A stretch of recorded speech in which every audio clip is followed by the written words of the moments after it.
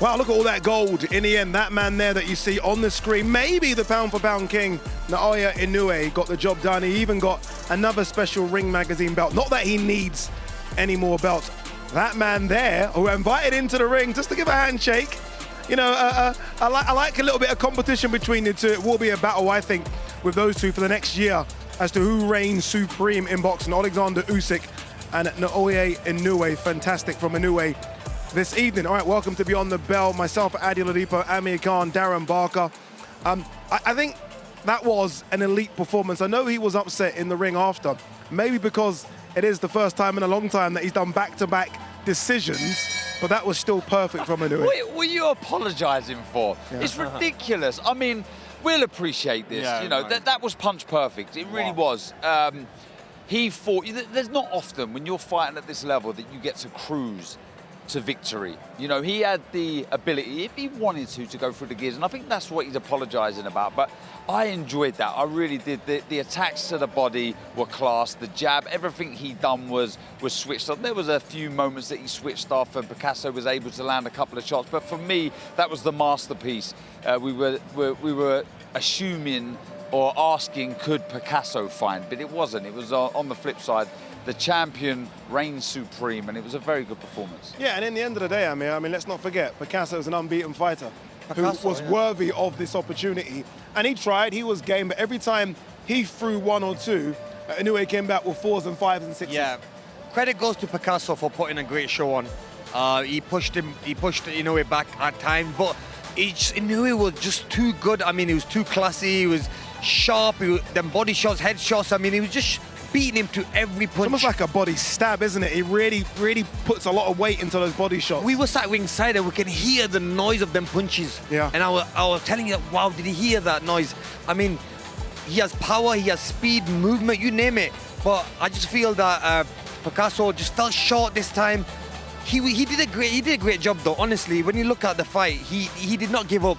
Every minute of the fight, he was still there in front of him. Yeah, you wonder if Picasso, if that's any other super bantamweight not named Inoue, you wonder if Picasso maybe would have got his hand raised, because he did look really good in there, yeah. Darren. And there was moments you felt he was trying to grow into the contest, but it was just the class and the level of Inoue that just stopped his man building any momentum. But against anyone else, you feel he could have been a real hard night's work. I don't want to discredit anything that Picasso's done there. He tried, he dared to be great. He was just in there with an elite level fighter. Look, just didn't have the one punch power, because he's delivered a nice left hook there. And look, again, I said it with Nakatani, you're always learning still with 31 bouts under your you know, in your career, you're still having to learn. And there's a couple of moments there where he took a couple of silly shots, but generally that was a fantastic performance. I want to stick with you, Darren. Obviously, the co-main event was Nakatani versus Sebastian Hernandez, and Hernandez, I thought, did really well. I thought maybe unlucky not to get the W.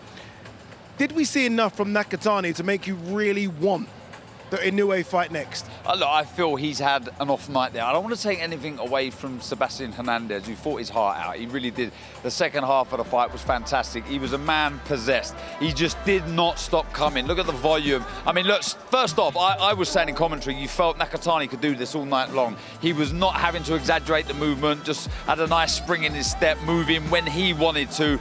But then you thought, hold on, this is really good educated pressure from Hernandez, somebody who was sort of coming into the fight with probably gaps in his mental sort of belief, if you like, but sort of really started to get a foothold in the contest and landing some really good shots. My issue here with this performance from Nakatani is, has Sebastian Hernandez kind of just shown us the blueprint in how to beat Nakatani? If you can take a good shot and you're fit as a fiddle, can you have success against a very good fighter, a free weight world champion? And he did, he had loads of success. And as you say, look, 115, 113, either way, probably fair.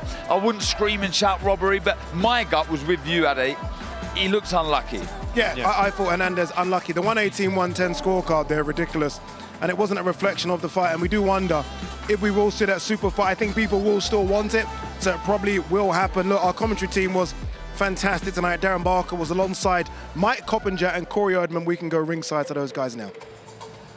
Thank you so much, Ade. Yeah, what a treat to be ringside again to see Naoya Inoue live and in the flesh. And like we just talked about, Mike, I mean, nothing for Inoue to apologize for. But when you get those elite operators in anything in life, they are perfectionists, as you said on the air. Yeah, again, that's what makes Naoya Inoue so great. You know, he's so disappointed he didn't get the knockout, but we're not disappointed at all. It was an honor to watch him ringside. And again, there's no layer into his game that is not at the very top of the sport. The head movement, the angles, the punch output, the hand speed. So I can't wait to see more of him, whether it's against Nakatani or really anybody. Yeah, as we said earlier in the broadcast, he just doesn't have to negotiate between anything when he puts his strategy together in the ring. And I think we have to resist that urge sometimes of boiling every fight down to a referendum based on whether there was a knockout or not. There was a double tough guy in there, and Alain Picasso, who didn't give him a lot of openings, but Inoue did exactly what he wanted to do seemingly every moment of that fight. No question, and I want to give credit to Picasso because, you know, there are no losers in this fight really. Even though there's an official loser, this is the rare opportunity, rare time, I think, even though I had it a shutout where I was impressed by Picasso, and I think he beats a lot of fighters. And again, like I said on ringside, I want to see Picasso against Sebastian Hernandez. Yeah, I mean, why not, right? Put those two together because the expectation still, I would assume, Mike, is that Inoue and Nakatani will face off in May. Of course, Nakatani has to wait for that eye to heal as well. I'll be interested to see how much damage was done in that one, but I think we can comfortably start looking ahead towards that fight. And do you think maybe some of the aura around Nakatani has kind of been scrubbed off after that performance against Hernandez? You have to say that it has had, Corey. You know, all of us going in thought that Nakatani was going to win going away. He was a massive favorite, and again, Hernandez shows us why you fight the fights. I had it a draw, could have went either way. Nakatani, though, weight classes exist for a reason, and the size and power he had at 118 and 115 and below didn't really show tonight. Yeah, exactly. And we're looking, we looked a moment ago there at the tail of the tape, and, you know, we thought that Nakatani, and he did, he grew into 122, but as you just pointed out, maybe that physicality, that way that he was able to bully fighters at lower weight classes, it's possible he can't quite do that anymore. Right, and also there's also the possibility, right, that Sebastian Hernandez just happens to be a really good fighter. We don't know yet. We need more of a sample size. That was his first time fighting on this level. However, let's keep Sebastian Hernandez on my television screen as often as possible. Absolutely. Huh? All right, let's send it back up to Ade and the bunch. Thank you very much, guys. Again, fantastic job on comms. Great to work with you guys today. Let's close this one out. There was a lot of conversation about Inoue, whether or not, if he won today, could he oust Terence Crawford from the Fighter of the Year spot? Crawford obviously going up so much weight to beat Canelo. 4 fights versus a super fight. What do you say? The bigger win, obviously, was against Canelo, without a shadow of a doubt. But I'm just going for activity there. I'm going for the 4 fights. I think the way he's just capped off a brilliant year in style wins it for me. But I can see why somebody would say that one significant fight over Canelo, that win, and the way he's just sailed off into the sunset, retired. He'll be back. No. I'm saying he's completed boxing there, but this man's not going far from completing it too.